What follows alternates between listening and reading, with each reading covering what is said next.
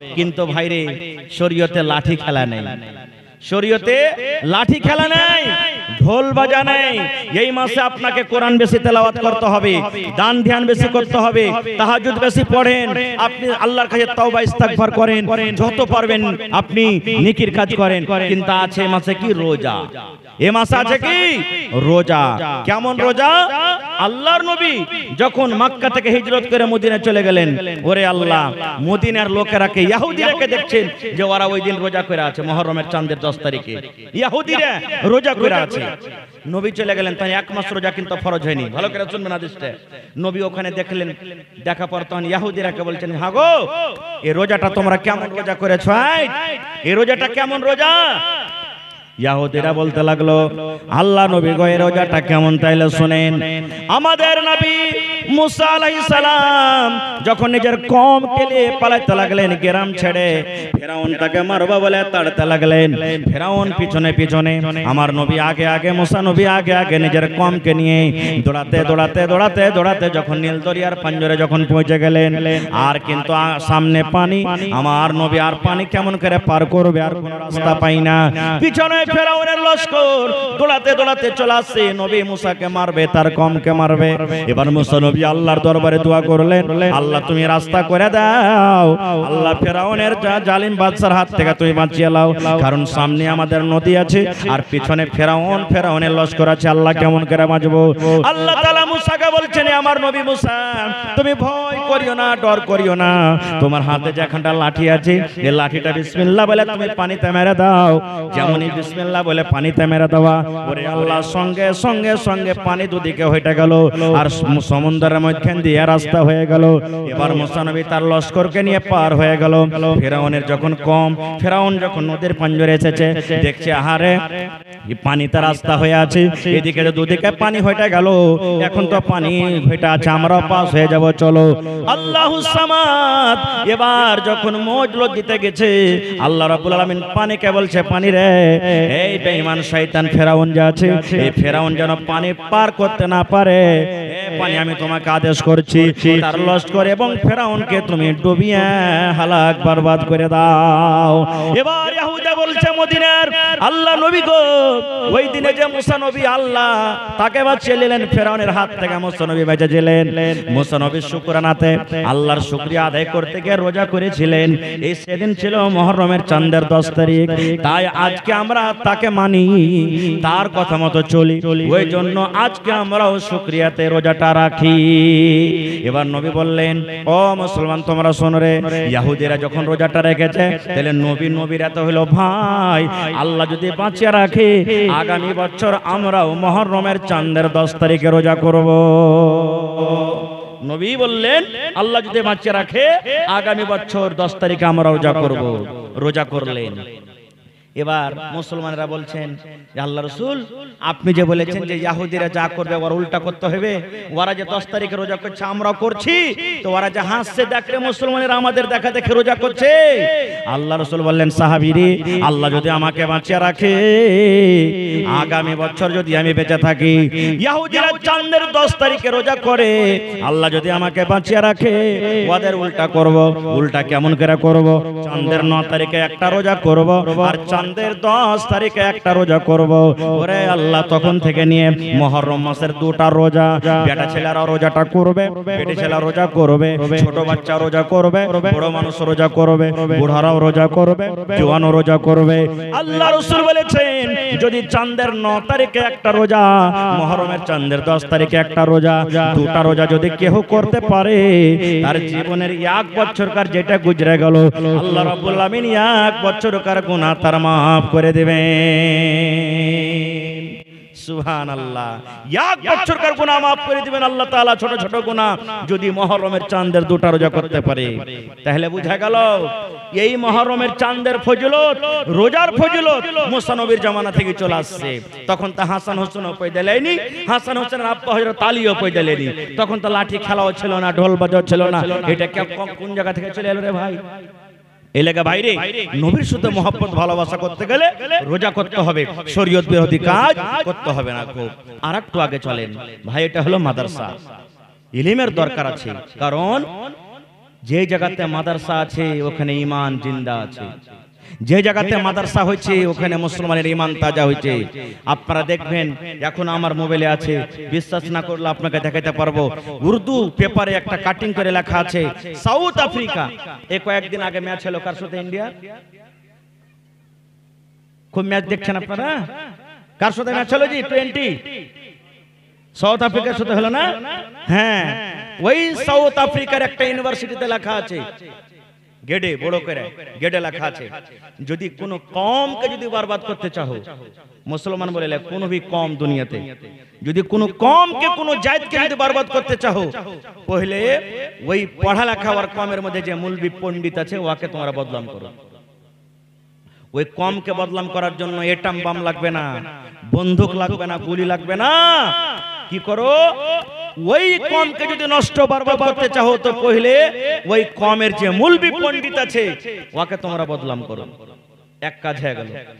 আজ বদনাম হচ্ছে না হয় না? মৌলবিরা বেশি, এই মৌলবি এরকম, ওই মৌলবি ওরকম, ওই পণ্ডিত এরকম, এই ওরকম, ওই পণ্ডিত এরকম, ওই মৌলবি এরকম, এগুলাই হচ্ছে এক নম্বর। আর কি লেখা আছে?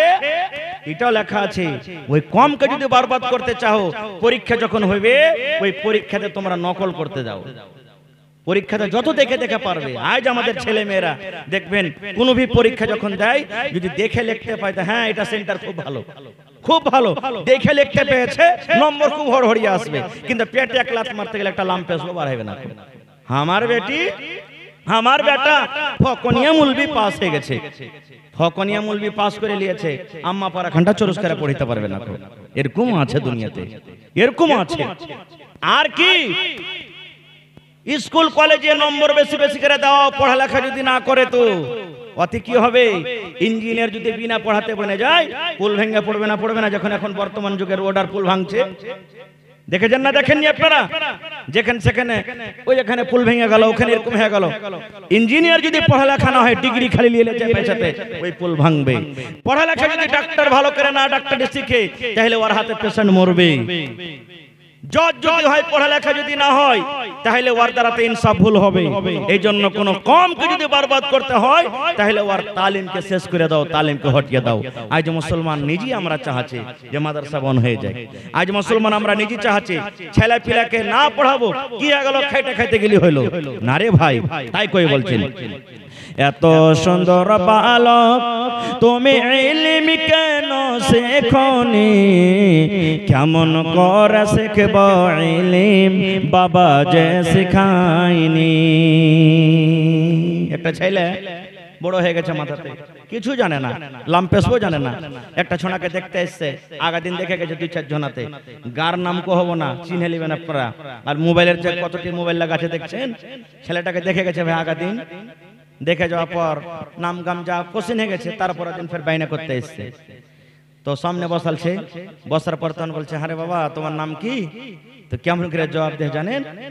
তোমরা বহিরে হয়েছিলেন একটি কাইল, কাইল নামটা করে তোমরা শুনতে পাওনি যে আমার নাম কি? ফের আজ পুছ করছো। এই দেখেন, ছেলেটার ভিতরে ইলম থাকলে এরকম কথা কইতো? জীবনে জানতো না। তাই কবি বলছেন যে তুমি পড়ালেখা কেন করনি? এত বড় মাথাতে থেকে গেছো, কিছু জানো না।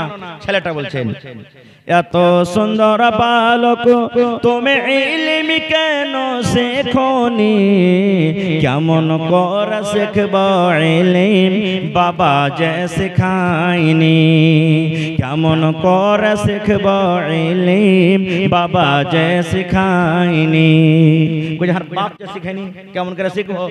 তখন লোকটা বলছে, কেমন করে তোর বাপ শেখায়নি? এবার ছেলে বলছে, 2.5 বছর বয়স, 2.5 বছর বয়স যখন মায়ের দুধ পান করলাম, তখন কেমন করে শিখব ইলম বাবা যে শিখায়নি। কই 2.5 বছর থাকতো মার খালি দুধই খেয়েছি, তখন কি পড়িবার টাইম পড়িতে পারবো? বলছে বড় হ্যাঁ।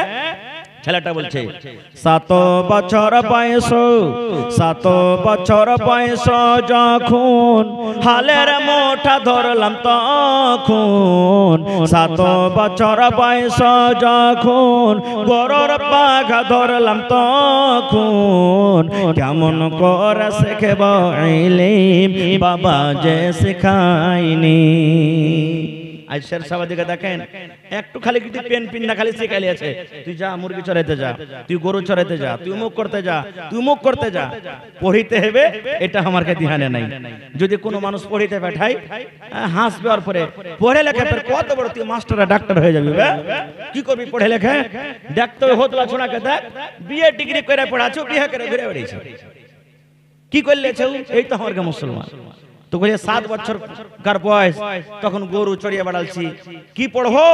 বলছে আর একটু বড়। হ্যাঁ, এবার ছেলেটা বলছে 10 বছর বয়স যখন, 10 বছর বয়স যখন হালের মোটা ধরলাম তখন, কেমন করে শিখব ইলম বাবা যে শেখায়নি। 10 বছরকার বয়সে বাপ কইলে হাল বাইতে যা, তা হাল বাইতে চলে গেল, আর কখন শিখবো?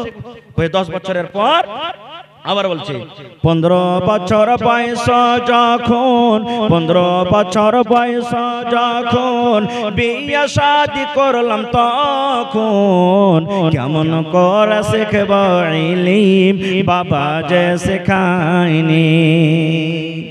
15 বছর হইলো, বাপ 2 লাখ টাকা পাইবে, ঘন ঘন আইবে, শুরু হয়ে গেল ঘুরতে, তোর বেটার বিয়ে দিবি না? হ্যাঁ, একটু জমিন কিনতে হইবে, সালা টাকা ঘটে গেছে, তখন 2 ভাইয়ের একসাথে বিয়ে দিয়ে দিলে।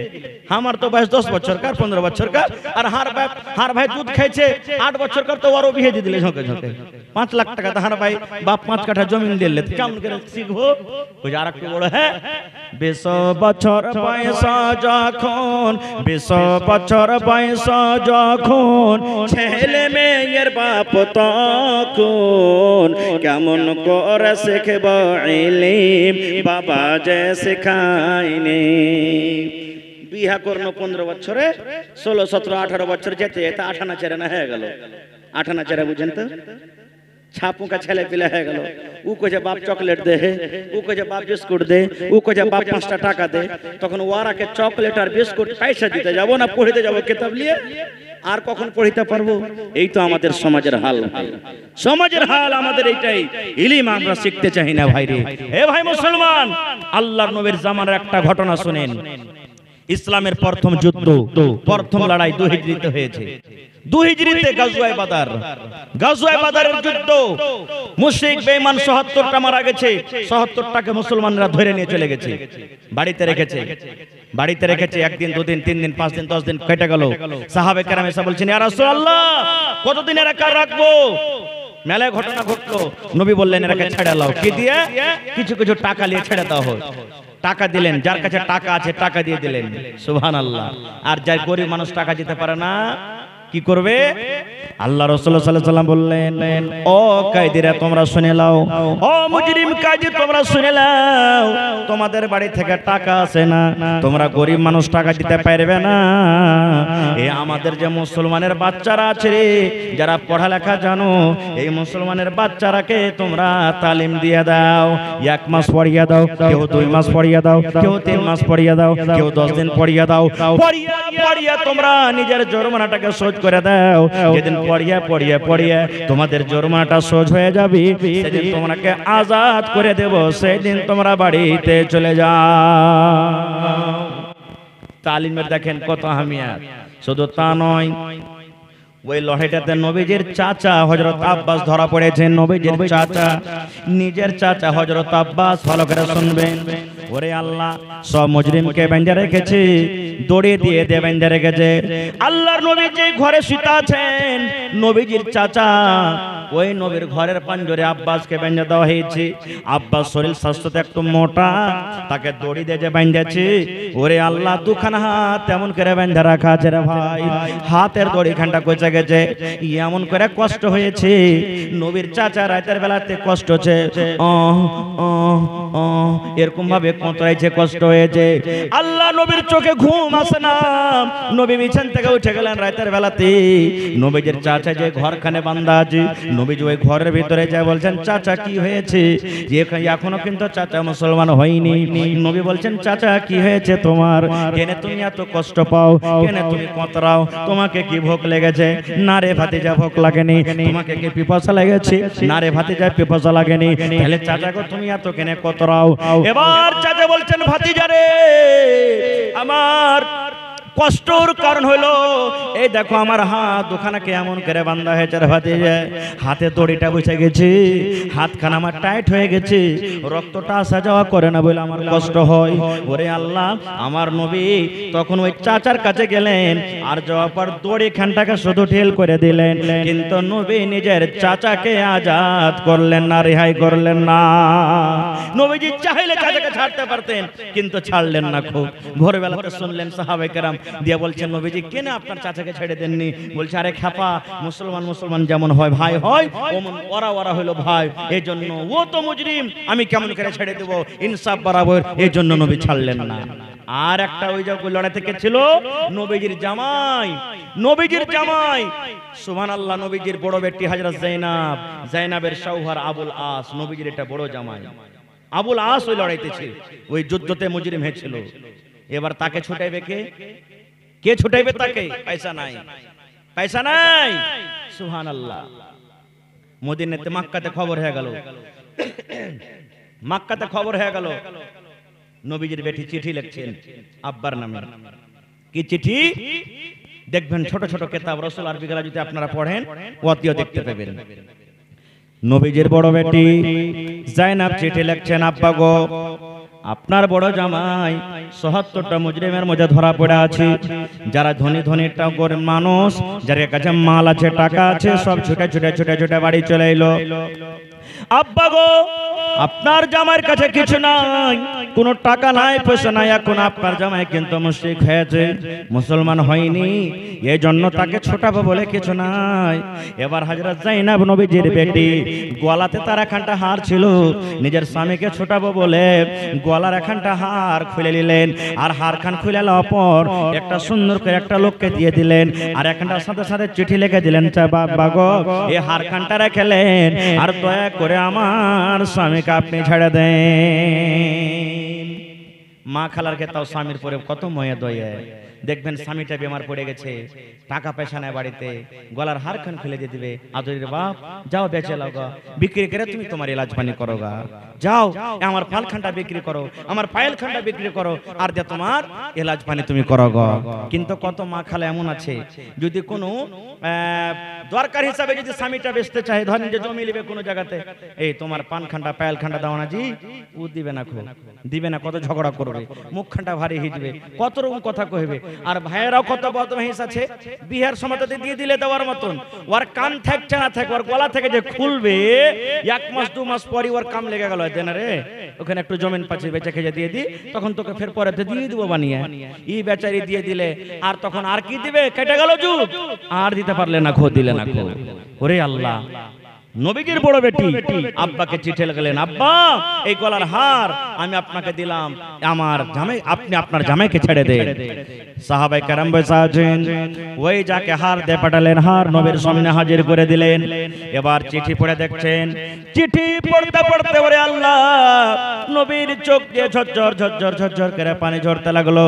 নবীজি আমার কাঁদতে লাগলেন। সাহাবায়ে কেরাম বসে আছেন। এবার সাহাবায়ে কেরাম বলছেন, ইয়া রাসূলুল্লাহ, আপনি কাঁদছেন, এই চিঠিতে কে চিঠি দিয়েছে? এই চিঠিতে কোন এমন কথা লেখা আছে? এই চিঠিখানটা কার তরফ থেকে এসেছে? এই চিঠিখান পড়তে আপনার চোখে পানি দেখছি, ব্যাপার কি? আল্লাহ রাসূল বললেন, সাহাবী রে, এই চিঠি হলো আমার বড় বেটি জাইনাবের চিঠি। আমার জামাই আবুল আস ঘরে বাঁধা আছে, ওই আবুল আসকে ছোটার জন্য আমার বেটি চিঠি লেগেছে, আর ছোটার জন্য টাকা নেই বলে গলার হারখানটা দিয়েছে। এই হারখানটা কার তোমরা জানো?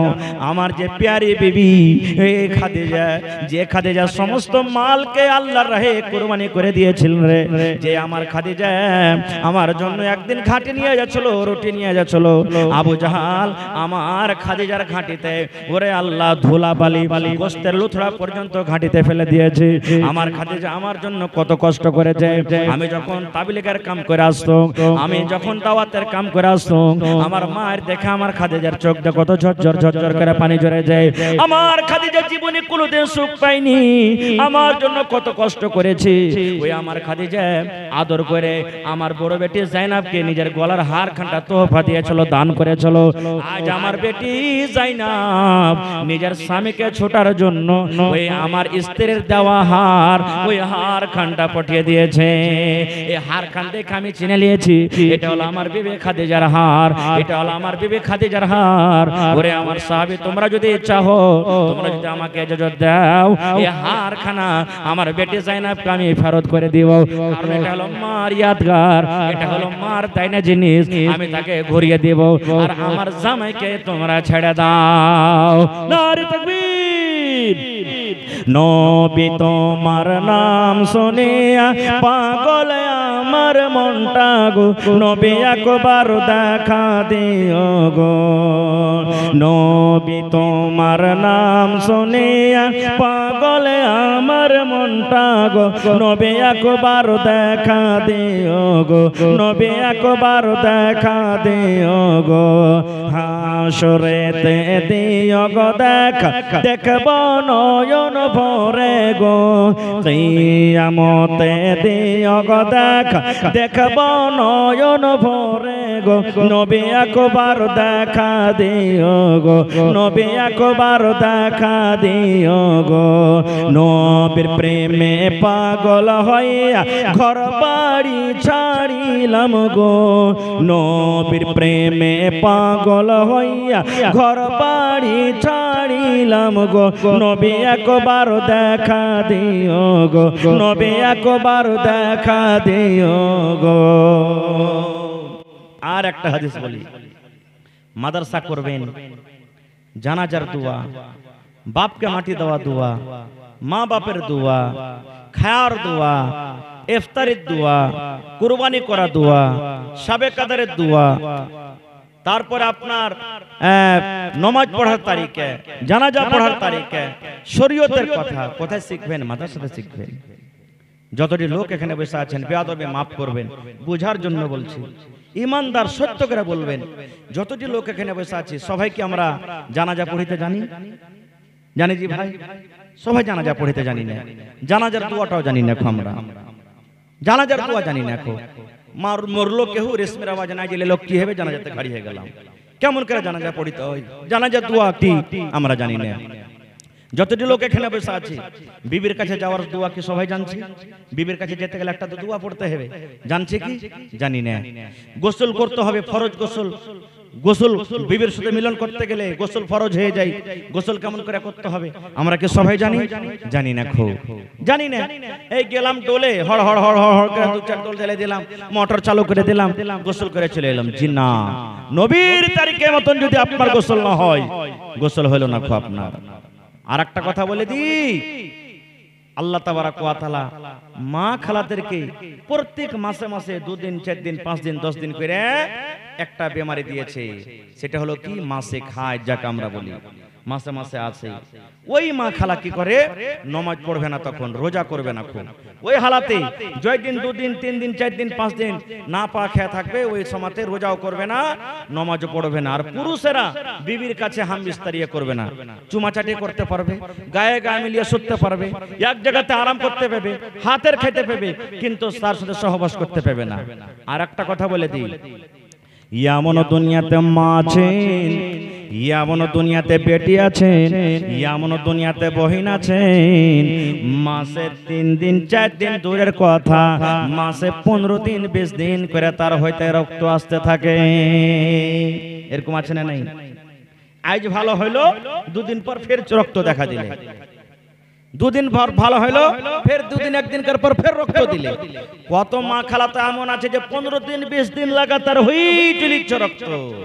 এবার উকে মাসে তাহলে নামাজ রোজা কোনোদিন করবে না, ভাইরে শোনেন, একটা হলো নেফাস, নেফাসের খুন, একটা হলো হাইজের খুন, আর একটা হলো ইস্তেহাজার খুন।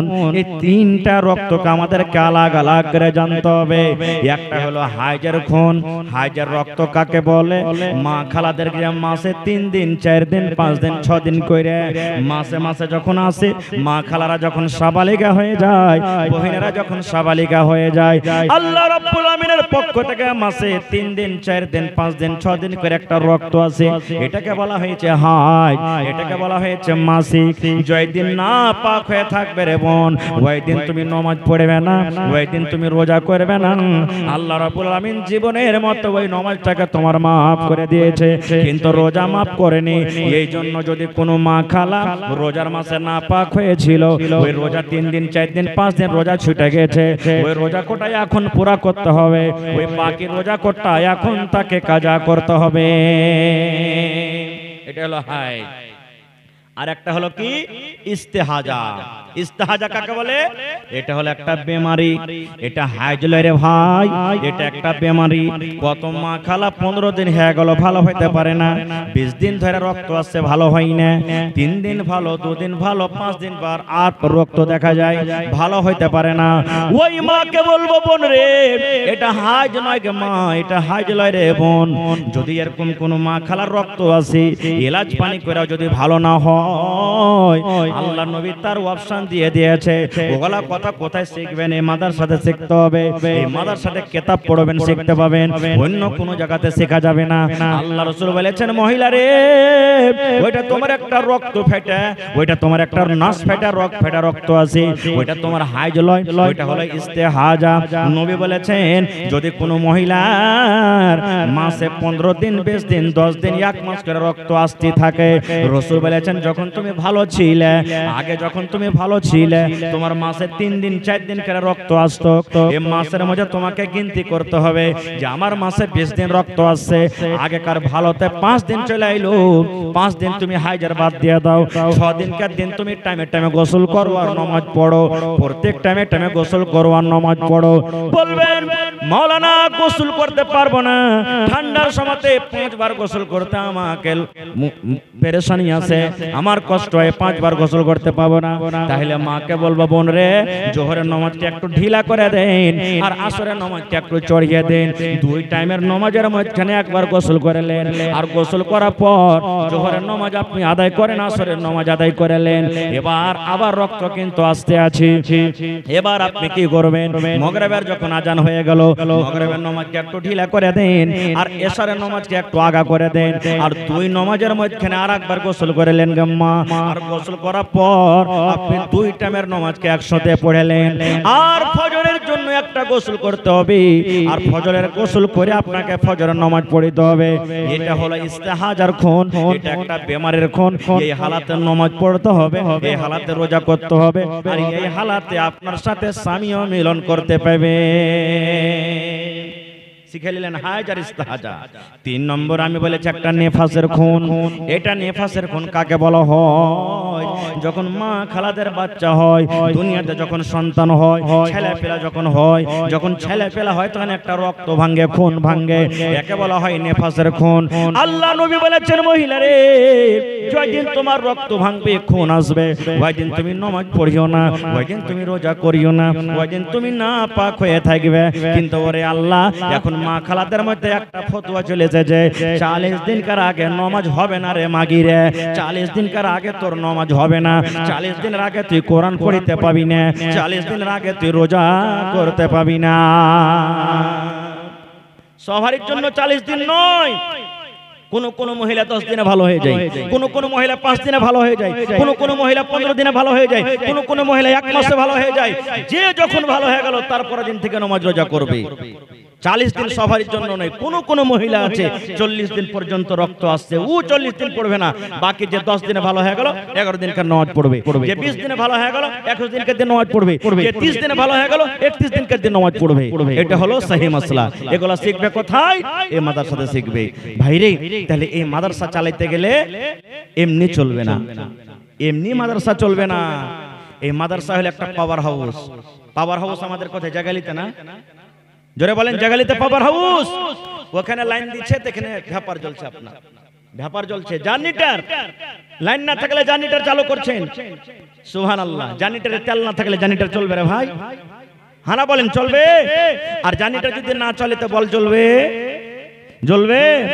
এই মাদ্রাসা হলো মুসলমানের জন্য পাওয়ার হাউস, পাওয়ার হাউস। বাচ্চা এখান থেকে 100টা বাচ্চা পড়িতে আসবে, পড়ে যাবে, গোলাপ ফুল মহকিবে, আর মার্কারির মতন হেলোজেনের মতন তার ভিতর জ্বলবে, আলো হবে। এই মাদ্রাসা হলো একটা জার্নিটার। এই মাদ্রাসাকে আপনাকে তেল দিতে হবে। তেল মানে টাকা দিতে হবে, জমিন দিতে হবে, ফসল দিতে হবে, আপনাকে চারমে কোরবানির টাকা দিতে হবে, আপনাকে টাকা দিতে হবে, সময় দিতে হবে, সমস্ত জিনিস কুরবানি করতে হবে, তাহলে মাদ্রাসা চলবে। আর আরেকটা কথা জানলেন, আপনি মরে যাবেন, দুনিয়া থেকে চলে যাবেন, আপনার মাদ্রাসাতে পড়ে যদি আপনার বাচ্চা কিছু নাই পড়তে পারে, শিখতে পারে, যদি আপনার জন্য একটু দোয়া শিখে নেয়, রব্বির হামহুমা কামা রব্বায়ানি সগীরা, রব্বির হামহুমা কামা রব্বায়ানি সগীরা, এই দোয়াটার মানে হলো যদি আপনি দুনিয়াতে বেঁচে আছেন তাও, আর কবরের ভিতরে মরে চলে গেছেন তাও, আপনার বাচ্চা যদি অন্তর থেকে একবার আল্লাহকে বলে রব্বির হামহুমা, হে আল্লাহ তুমি আমার মা বাবার পরে রহম করো, দয়া করো, কামা রব্বায়ানি সগীরা, আল্লাহ যেমন ছোট কালে আমার পরে রহম করেছো, দয়া করেছে, আল্লাহ এর কোন দয়া তুমি আমার মা বাবার পরে করো। ছোট বাচ্চার দোয়া তো আল্লাহ কবুল করবে, আপনারা জানছেন।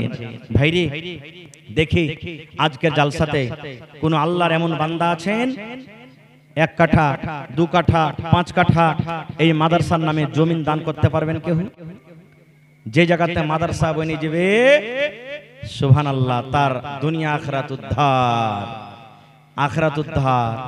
কিয়ামত পর্যন্ত নেকি জারি হয়ে গেল, মরে চলবে কবরে, কিয়ামত পর্যন্ত আর কবরে নেকি জারি থাকবে, কোনোদিন আল্লাহ বন্ধ করবে না। এটা একটা সাদকায়ে জারিয়া। কিংবা জমিন নাই, দেখি কোন আল্লাহর বান্দা আছেন 1 কাঠা জমিনের টাকা যা হবে আমি দিয়ে দেব মাদ্রাসাতে, কোরআনের জন্য, কোরআনের জন্য, কোরআনের মহব্বত ভালোবাসাতে, আল্লাহ আল্লাহ রাসূলের মহব্বত ভালোবাসাতে আমি 1 কাঠা জমিনের দাম 1 লাখ হোক, 50,000 হোক, যা আপনার রেট চলছে আপনি দান করতে পারবেন। দেখি এবং 10,000 করে দেখি 5টা লোক 5,000 করে, তারপরে 30 পারা কোরআন, 30 পারা কোরআন আল্লাহ দান করেছেন। 1,000, 2,000, 3,000, 1,000, 2,000, 3,000 এই করে করে 30 পারা কোরআন মাজিদের দাম। দেখি কোন আমার ভাই আছেন, মা খালা দাদি নানি আছেন, যে 1 পারা করে কোরআনের দাম 1,000 কিংবা 2,000 টাকার টাকা দান করবেন।